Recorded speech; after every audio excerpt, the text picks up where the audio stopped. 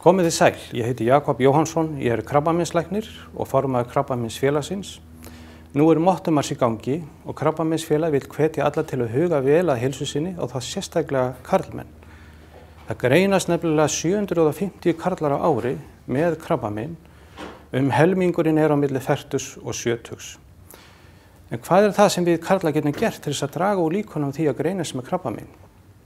Jú, aðalmáli að reykja ekki, drekka áfengi í hófi, muna að hreyfa sér reglulega, borða hollan og fjölbreyttan mat og við skulum reyna að fitna ekki, þó að það getur oft verið mjög erfitt.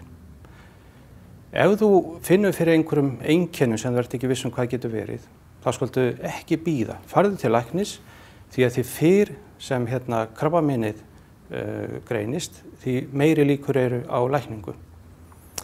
En við skulum líka muna það að í dag þá læknast flestir af krabbameinum.